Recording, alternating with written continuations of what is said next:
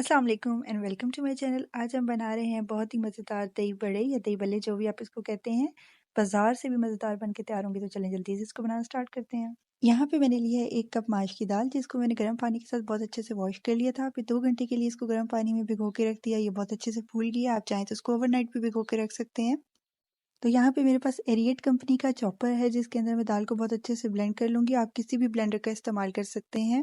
दाल का पानी फेंक देंगे जिसके अंदर हमने दाल को भिगो के रखा था। सारी दाल को हम अपने ब्लेंडर के अंदर या चॉपर के अंदर ऐड कर लेंगे। आप चाहें तो 2 हिस्सों के अंदर इसको ब्लेंड कर सकते हैं, ताकि ये बहुत ही अच्छी फाइन ब्लेंड हो। अब दाल के अंदर हम 1/4 कप के जितना पानी ऐड करेंगे। बहुत ज़्यादा पानी ऐड नहीं करना, क्योंकि हमने इसका थिक सा पेस्ट बनाना है।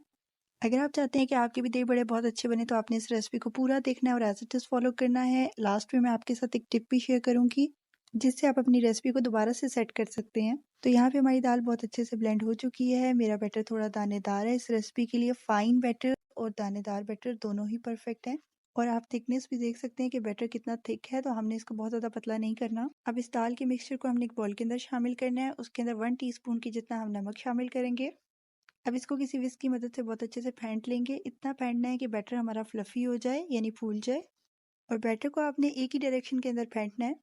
तो बैटर यहाँ पे बहुत अच्छे से फूल चुका है। इसको चेक करने की टिप ये है कि आपने थोड़े से पानी के अंदर थोड़े से बैटर को शामिल करना है। तो पानी के अंदर बैटर डूबना नहीं चाहिए।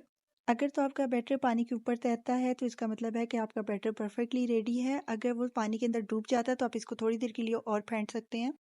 इसके बाद आप हाथों को ऑयल की मदद से ग्रीस कर लें। थोड़ा-थोड़ा बैटर लेके अपने ऑयल के अंदर शामिल करना है। ऑयल हमारा बहुत ज़्यादा गर्म नहीं है।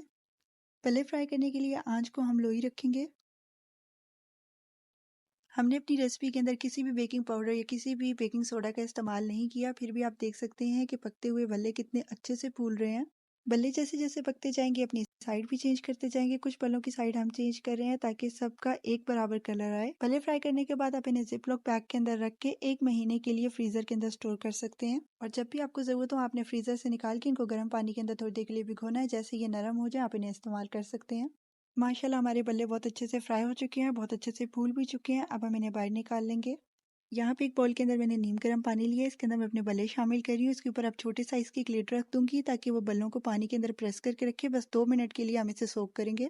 इसके बाद बल्लों को हल्के हाथ से प्रेस करके इनका पानी निकाल लेंगे और इन्हें एक प्लेट में रखते जाएंगे। दही को अच्छी तरह से फेंट के इसको बल्लों के ऊपर शामिल कर देंगे। मैंने इसके अंदर किसी भी नमक या चीनी का इस्तेमाल नहीं किया। अगर आप चाहें तो थोड़ा सा नमक और चीनी इस्तेमाल कर सकते हैं। और मैं इसके ऊपर हरी चटनी शामिल कर रही हूँ। आप चाहें तो धनिया पुदीने की चटनी भी शामिल कर सकते हैं। साथ ही मैं इसके ऊपर इमली की खट्टी मीठी चटनी शामिल करूँगी। चटनियों की रेसिपी मैं आपके साथ जल्द शेयर करूँगी, इसलिए मेरे चैनल को ज़रूर सब्सक्राइब कर लें। और 1 चुटकी मैं इसके ऊपर पिसी हुई लाल मिर्चों को शामिल कर रही हूँ। तो यहाँ पे मैं आपके साथ शेयर कर रही हूँ वो सीक्रेट टिप, जिससे आपके भले कभी भी ख़राब नहीं होंगे। अगर आपसे बैटर थोड़ा पतला हो जाता है, तो आपने उसके अंदर बेसन शामिल कर लेना है। आपकी रेसिपी बिल्कुल परफेक्ट बनेगी।